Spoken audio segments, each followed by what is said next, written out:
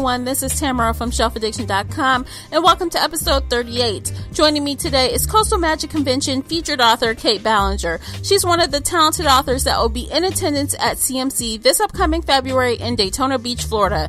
Kait Ballenger is the author of adult paranormal romance series, The Execution Underground. Be sure to check out Kait's series and find her on social media. All the links can be found in the show notes. If you'd like to comment on this interview, tweet at me on Twitter at shelfaddiction.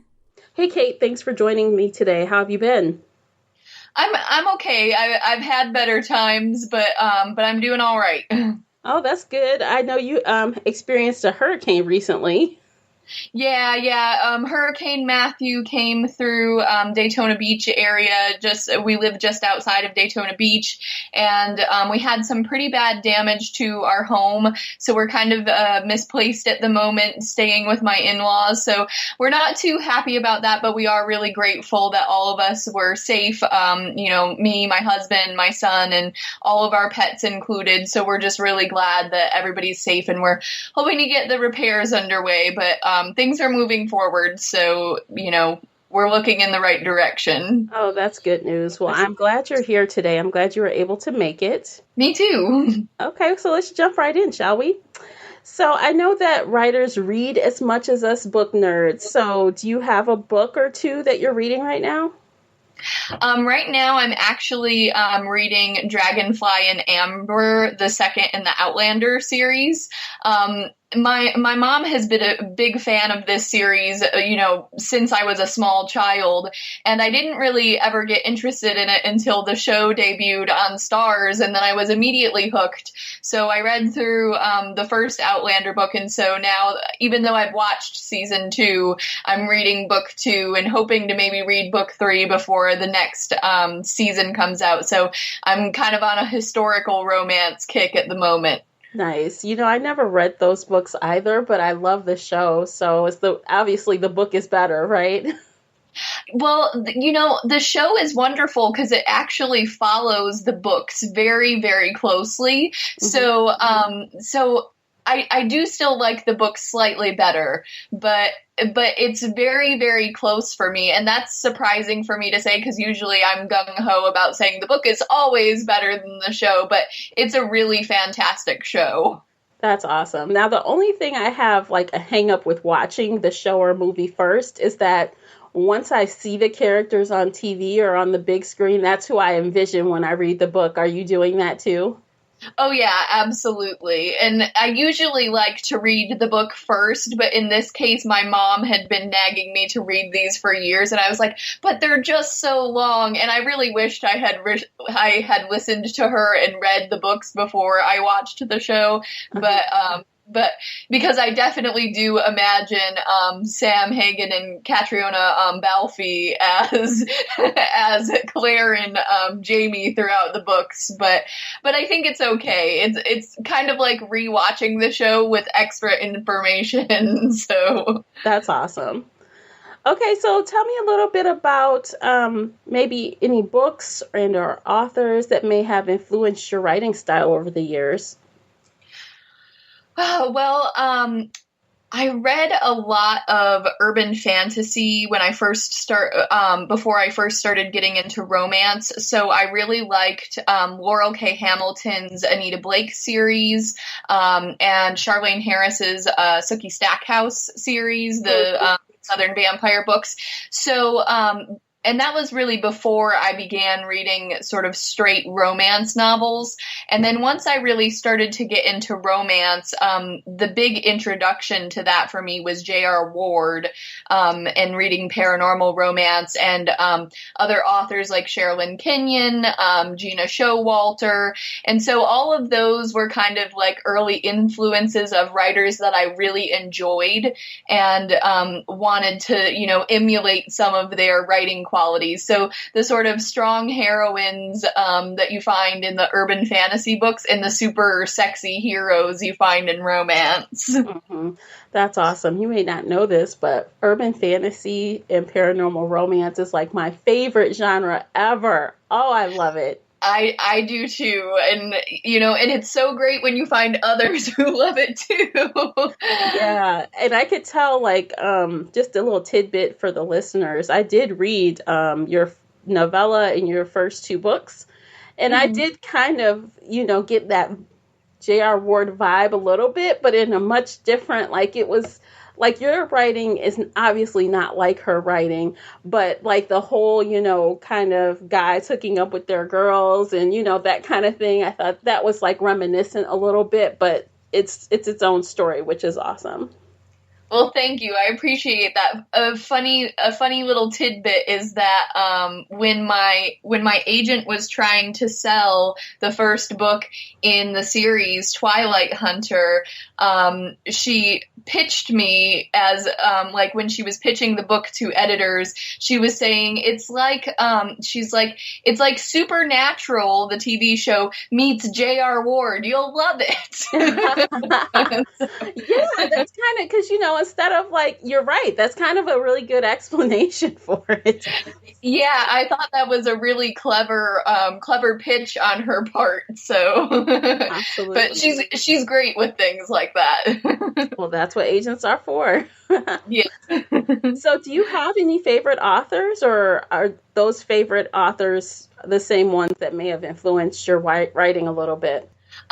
Those are all some of my favorites. I can't say I have one favorite for sure. I'm a diehard Harry Potter fan. So I do love J.K. Rowling and a lot of YA fiction as well. The Hunger Games, things like that sort, Twilight, all those sort of big name ones that have been turned into movies. I'm pretty big fans of. So those are some of my favorites. Right now I'm on a kick of really being in love with Kerrigan Byrne's Victorian Rebels series, another historical romance. I guess I'm kind of on that kick right now. And it's, I'm really loving her books at the moment, but I can't say that I really have one favorite author. I'm trying to think of some others I enjoy. Rainbow Rowell, I really love her books. I read really eclectically, and so all of the ones, I've mentioned are favorites in their own ways, and I love them all for different reasons. I don't know that I could pick just like one or two. Yeah, I understand. It's like asking to choose your favorite child, right? Yes. Awesome. So what inspired you to start writing books?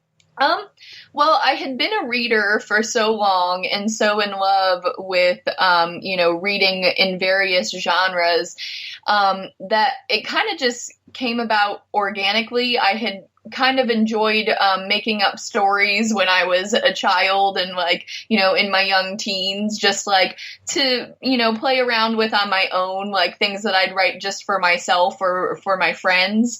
And it wasn't really until I was starting college that I realized, hey, maybe I kind of want to try writing my own book. I love reading so much. Maybe I could actually do this. And so I kind of just started writing to see if I could finish a book. And then I eventually did. I actually wrote 2 YA novels that have never been published and might be published in the future. Who knows? I'm kind of waiting to see if I want to go that route. But I wrote those while I was still in college and was enjoying that genre, but when I started querying them and trying to get them out to agents, I was getting good responses, but kind of like a close but no cigar sort of thing. So at that time was when I was really getting into reading romance really heavily and had been reading romance for a while. So I decided, I'm going to try my hand at, some adult romance rather than YA with romantic elements. And that's just kind of what stuck for me. So there was never really a moment when I decided, oh, I'm going to be a writer. It was just kind of, I liked reading so much that I figured, hey, I'm going to give this a try. And then it stuck. Awesome. Well, I'm glad you did because you know what? Your books are really great and the reviews are great. So congratulations. Thank you. I appreciate that. Yeah, absolutely. So before we jump into talking about the series and then the featured title, let's talk a little bit about the cover art. Now, I love cover art. I always have to talk about cover art. I can't resist. And with romance, how can you resist with all those yummy men on the cover? Yes. Look, did you meet any of your models? I have not, unfortunately. I really wished I had. Did you pick them, or did your publisher do that for you? My publisher did that for me. The way Harlequin's art department goes is they generally, once the book has been turned into your editor, they send you what's called an art fact sheet. And it's kind of a really detailed interview in which you describe very heavily what your characters look like. And you can send them, like, if you have celebrity lookalikes, you can send them pictures of, people that you think you envision your characters as, and you describe all their different character traits. And then from that, they do a casting call for the models and choose from there. And so, I've been pretty pleased with how they've done all of my covers, because they find guys who are really close to how I envision the characters, particularly on book 2, Immortal Hunter. The main character is supposed to be David. I don't think they could have found a model that looked more like I envisioned the character in my head. Really? Let me take a quick look at that cover right quick, because I know that was the blue one, right? Yeah, that's the blue one, and he looks so much like I imagined the hero. Like, it's uncanny. When I got the cover, I just couldn't believe it. That's awesome. That's very cool. They always say don't judge a book by its cover, but like you were saying, in romance, especially in fantasy, urban fantasy, the cover is what draws us readers to look at the description, to read a page or two. Yeah, absolutely. Covers are so important, because as much, and I would read a book that doesn't have a great cover, but it's that cover that catches your eye initially. Absolutely. Well, I like it. So let's jump into the series, which is called Execution Underground. Can you tell us a little bit about the series overall? So the series, unlike a lot of paranormal romance, actually focuses on a group of human hunters who have sort of these elite abilities, and they are trained to hunt supernatural creatures and sort of keep them at bay from, attacking or, hurting the general populace. And they're a part of this clandestine kind of secretive organization called the Execution Underground, and that's where they get all their resources to battle these big nasty paranormal creatures. So each book, though, kind of centers around a different hunter. Yes. And obviously there's an ongoing arc overall that kind of connects all the books, right? Yes, yeah. So do you think that, like, your featured title is Midnight Hunter, which is your most recent release, do you recommend that people go back to the beginning, or could they start there? I think they could start with Midnight Hunter. My editor and I both work really hard to try and make sure that even though the books are related, that each book in the series sort of stands alone. So I think there's, enough context and backstory given in the later books that somebody could pick them up there. And I actually have had readers start with the later books and then sort of go back and read the beginning. Personally, I always read books from the very first one in the series. I never sort of start mid-series. Because I think there's just something great about seeing it in the order that the author intended. But I definitely think that readers could pick up the later books and have no problem jumping right in. That's cool. And I totally understand what you mean, because I'm a series girl. Actually, a little side note, someone in my book club kind of asked me, could I pick a book that wasn't the beginning of a series for once? And I'm like, I can't. I love series. I can't help it.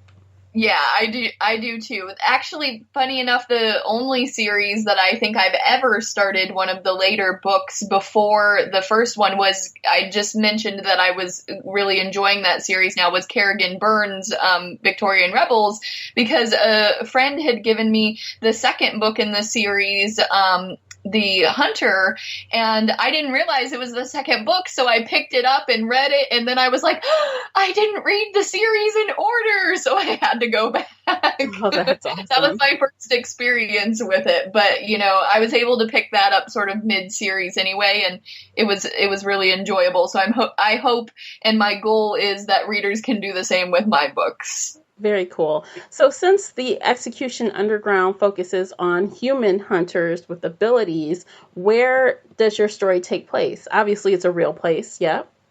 Yes, it takes place in Rochester, New York. This leg of the series is focused on that division of the Execution Underground. So the way the Execution Underground is supposed to be set up is that they have different sort of units or divisions within various cities around the U.S. and internationally. So, but this particular leg of the series is focused on the hunters that comprise the Rochester, New York division. Okay. What made you choose Rochester, New York? Well, when I was actually brainstorming the initial ideas for the city, I wanted somewhere that was a large city setting, preferably up north, is somewhere that had a lot of cold weather, because I sort of come from that background. Even though I'm living in Florida now, I was originally from just outside Detroit.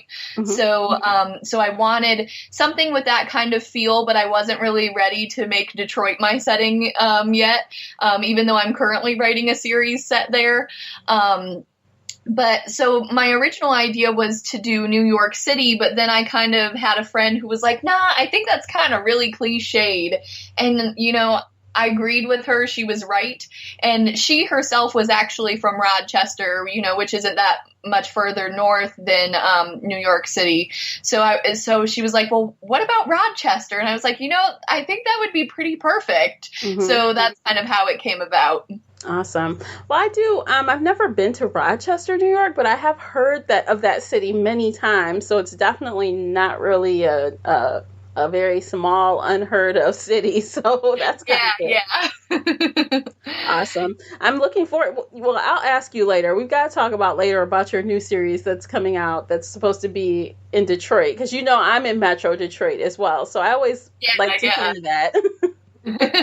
So we know this is obviously paranormal romance / urban fantasy, and we've already kind of drew some lines to J.R. Ward, but what's the heat level? Is it like J.R. Ward level heat? Like how 1 to 10, 10 being borderline erotica and 1 being, I don't know, inspirational Christian fiction or something. Where do you think this lies?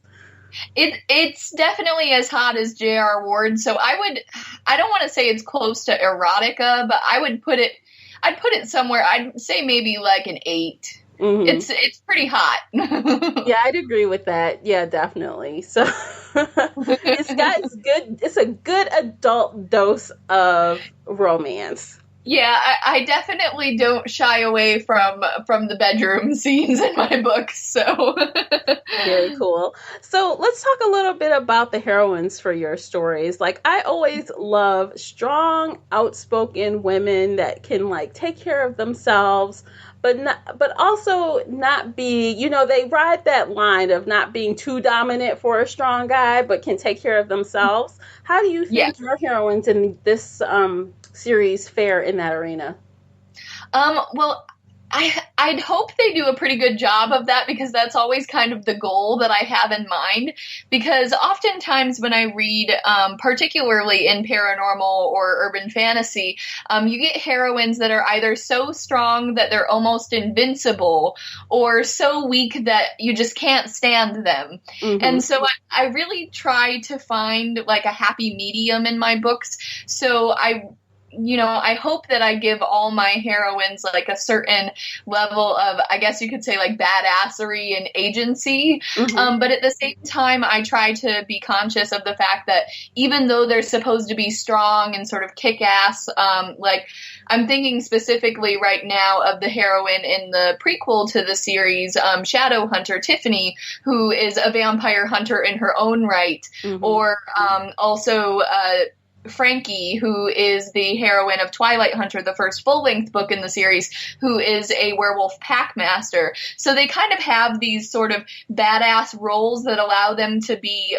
strong and sort of stand beside these very dominant alpha heroes, but at the same time I try to make sure that they still have flaws, so that way they're not invincible, and they still can have moments of weakness despite being, you know, strong ladies. So I'm hoping that I'm kind of walking that line between invincible heroine and damsel in distress. I'd like to fall somewhere in the middle. Yeah, the heroes have to save them at least one good time. At least one. Yeah, you definitely don't want to take away the chance for the heroes to be, you know, the strong alpha heroes and save the day. But at the same time, you don't want, you know, the heroine to constantly be in distress. So I usually try to make it that, you know, throughout the book, you've got kind of an equal dynamic of them helping each other. And then usually at the end, you know, something happens that maybe the heroine, you know, either gets kidnapped or something, you know, and then while the hero helps to save her, she also kind of does some of the work herself in the end, is usually what I try to strike up. So, because I think also your heroes, though, while they are alphas, like you said, they're also not like cavemanish, really. You know, so they have some balance as well. I hope to get that, because I really like the sort of heavy alpha heroes, but I don't want them to be like, you know, sort of beat on their chest like I am He-Man guys, you know, like I'm really striving in my books to make my characters, you know, both fit that want of what we look for in a romance of the alpha heroes and the strong females, but also at the same time have a little bit of qualities of realism and be a little, you know, realistic. So they all need to be, you know, strong in their own ways and have flaws in others. So I try to do that.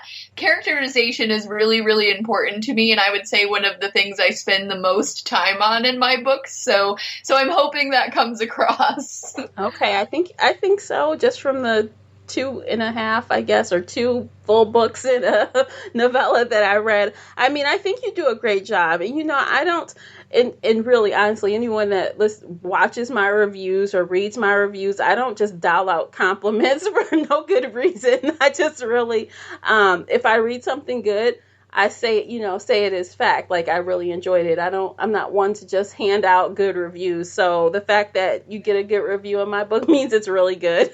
Oh, thank you. Tell me a little bit about what you like most about the characters that you developed for this series, and maybe even especially the characters, I guess, Shane and Vera. I think those are the ones in Midnight Hunter. What about those two particularly, since we're talking about the new book?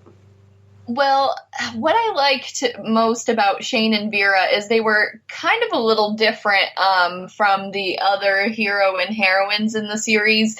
The first 3 heroes are definitely, you know, more of your traditional alpha males. But Shane, while he definitely has his sort of strong alpha qualities, is painted to be more sort of the intellectual of the group.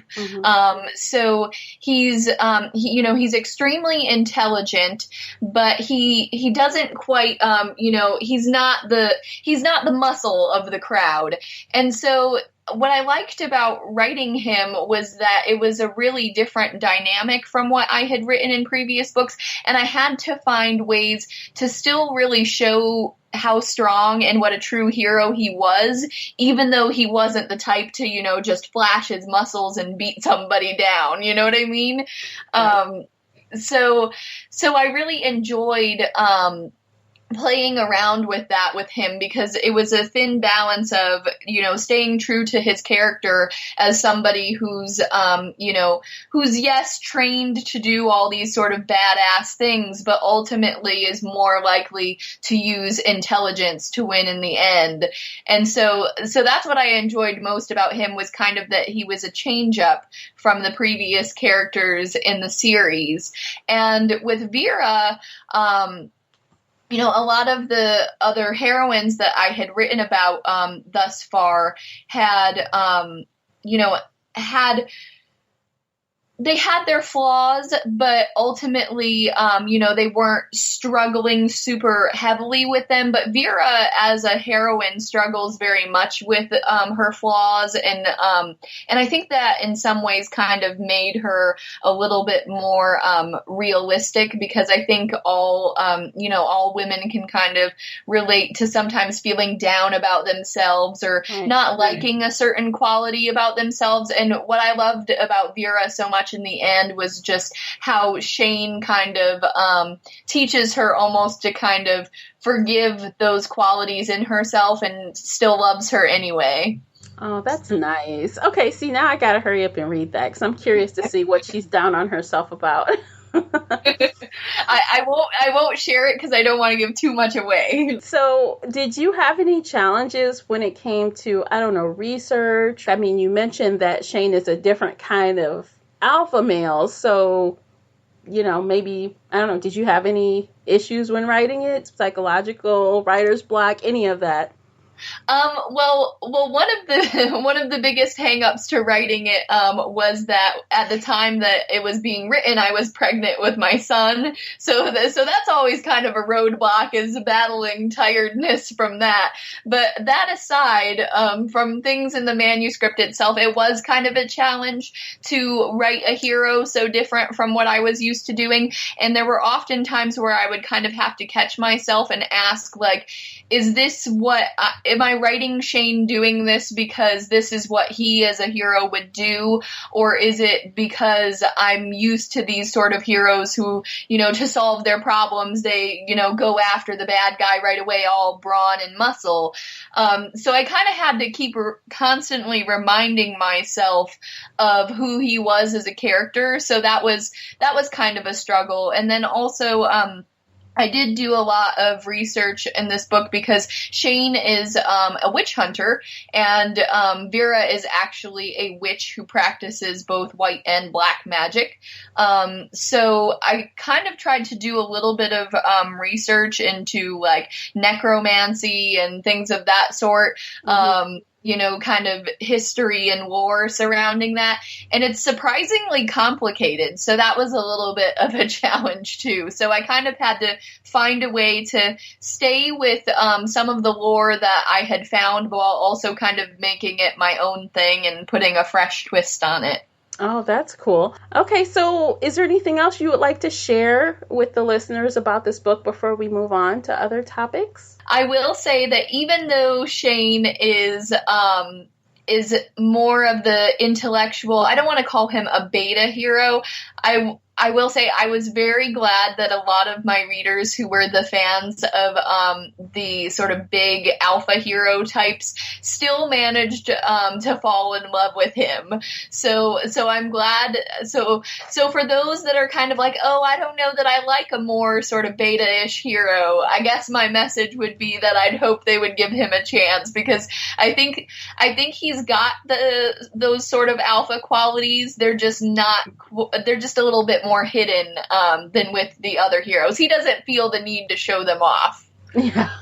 So he doesn't need to flex his muscle to show that he's got things under control. Exactly. Very cool. Okay, so let's talk a little bit about future projects. You mentioned another series earlier. Is that what you're working on right now?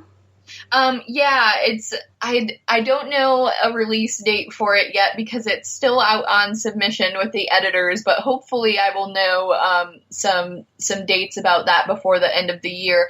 But what I'm working on right now is actually a little different from the Execution Underground, because it's a romantic suspense series, and it's set in Detroit. And it's centered around those who know anything about, Detroit politics and things that go on there.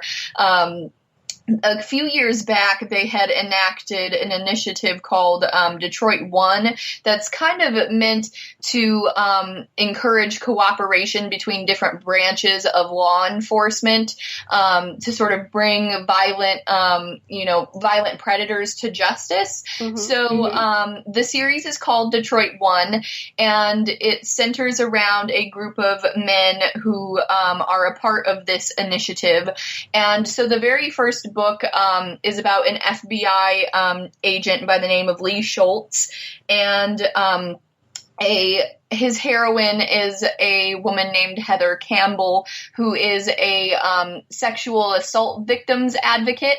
So it very much has like traditional romantic suspense feel, but I would kind of pitch it as like if you liked Law and Order SVU, and that this would be a series for you. Oh, nice. Very cool. So that's definitely switching gears a little bit.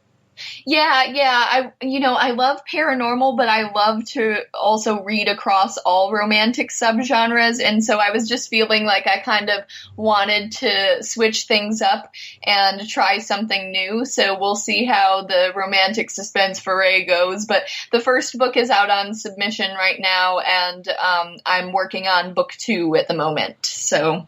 Awesome. So for the Execution Underground fans, do you have more of that in the pipeline as well, or? I'm hoping so. My contract with Harlequin only extended until Shane's book, and I'm sort of trying to decide what I want to do next with that leg of the series, but it will definitely be finished. I'm just not sure when that will be, so it's still kind of a to-be-announced thing, but it's in the works. Okay, sounds good. So there are always writers in the audience who are always looking for some sage advice. Do you have any advice for aspiring writers? My advice for aspiring writers would really just be 2 things. The first is don't give up and don't let anyone tell you, that you can't achieve your dreams, because, you hear a lot of naysayers, especially in the beginning, you're never going to get published. You know how unlikely it is that, people get published or they get an agent or whatever.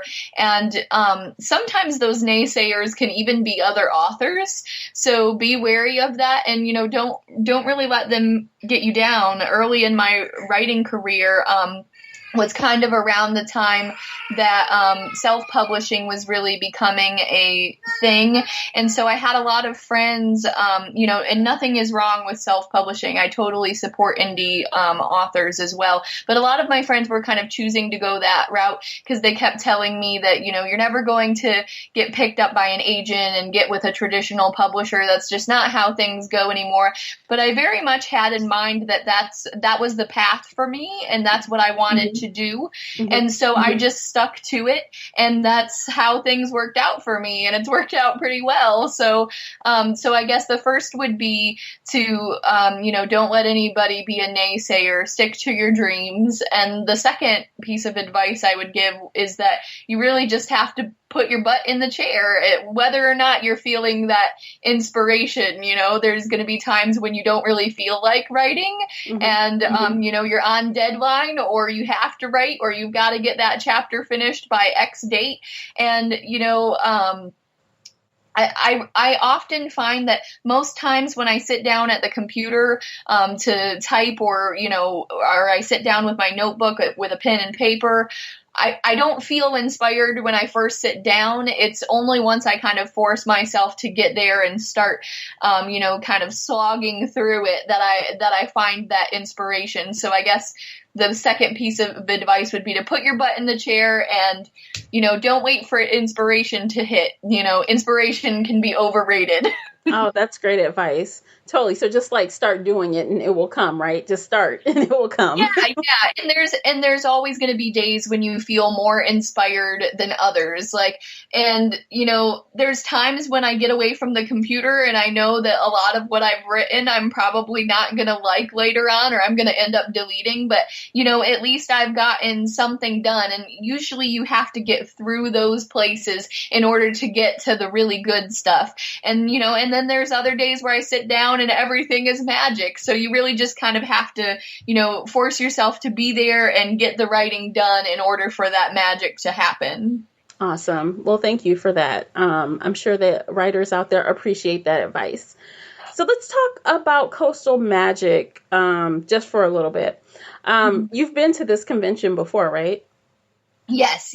I was not there last year because I wanted to be, but I missed registration because the registration was just after my son was born. So I was in a crazy haze of newborn, related things. And so I wasn't able to attend last year, but I have attended the years previous to that. So they have signings? Yes, they do. Okay. What books will you be having at the signing? At the signing, I will likely have all the copies of the Execution Underground, and I also have, aside from the Detroit 1 series being out on submission, I have a few novellas that are out on submission, so maybe one of those, I'm not sure, but I will have, After Dark, which is the anthology with Gina Showalter that has Shadowhunter in it, Twilight Hunter, Immortal Hunter, and Midnight Hunter will all be there with me, available to sign, so. Very cool. So I understand this convention is a pretty small convention. So what do you like most about doing a small convention like this? What I like most about the small conventions like this is, at the bigger conventions, it seems like a lot of the events, are monopolized in a way by all the, the big New York Times and USA Today bestsellers. And you don't get to often see as many mid-list authors like myself. And so I think this event is friendly to both of those crowds. So you get to see a more diverse range of authors from, new authors to New York Times bestsellers, which I think is great. And I also think that it just makes for so much easier interaction with readers because when it's a small group of you and there's only so many people in the room, I feel like I, as a reader anyway, would feel more capable of approaching an author than if they were, surrounded by a huge crowd. So I feel like I almost get more reader interaction at the smaller conventions. I appreciate that because sometimes the big conventions, it's very hard to, like you said, talk to authors, even if you're not necessarily wanting to talk to a large, well-known best-selling author. It's just so many people. It's just almost impossible, period. It's so many people. Yeah, and it's hard to pick people out of a crowd, too. Like, you might pass by somebody that you would really want to talk to and not even realize it because it's just a crowd of people in the convention. But luckily with Coastal Magic, it's a much smaller, more intimate setting. So, like, you're not going to, be so flooded with people that you don't notice, who's walking down the hall beside you. Yeah, that's very cool. This would be my first time going, so I'm definitely looking forward to it, especially since I get to moderate some panels. So I'm curious to see what the panels will be. Hopefully you'll be in one of mine because I think she likes to align us with our interests, so I might get something with paranormal. That would be great. Absolutely. Okay, so outside of Coastal Magic, are you doing any other events that you'd like to share? It's sometime toward the beginning of next summer is the Space Coast Book Lovers signing. I will also be at that. It's in the Florida Space Coast, so down kind of near the sort of Cape Canaveral region, near Orlando-ish area. Kind of, for those who are not Floridians. And I will also be, since Romance Writers of America will be in Orlando next year, I will definitely be attending that as well. Oh, cool. So people can find you. Awesome. Yes. All right. So it's that time. It's lightning round time. Okay, I'm ready. Okay, so 60 seconds, 60 questions. Some are book-related questions, some are not. Don't worry, no one ever answers 60, 20 if they're lucky. And the only rule is you have to answer, A or B if it's an A or B question. You can't say neither, and you can't say both. Okay. All right, let's do it. So I'm going to hit the little start timer. Ebooks or physical books? Physical books. Hero or villain? Hero. Tea or coffee? Tea. Name a book that you've read in one sitting. Hunger Games. Ooh. Name a book that you faked read. Probably one of the books that I read for college. Milk chocolate or dark chocolate? Milk chocolate. Vampires or werewolves? Oh, that's a hard one. Vampires. Beer or wine? Beer. Where is your favorite place to read? Probably in bed. Dogs or cats? Dogs. Cake or pie? Cake. Early bird or night owl? Night owl. All right. See, look, we've already reached 60 seconds. That goes by really fast. Yeah, it does. And lets the listeners get to know you a little bit. So I appreciate you doing that. It was fun. Well, thank you so much for having me. I had a great time. Are there any last tidbits you'd like to share before we sign off? I guess the only thing is that I hope new readers would, potentially give my series a try. And for my loyal readers that are looking for more, you will definitely see lots of more work from me in 2017. Awesome. Kait, it's been a pleasure. Thank you for joining. Thanks for having me. That's it for today's episode, and I'll see you all next week. Before you go, please hit that follow button on Spreaker, the only place where you can listen live, or subscribe and listen later on iTunes, Google Play Music, YouTube, and the Stitcher app. Thanks for listening. Until next time, happy reading. Bye, guys.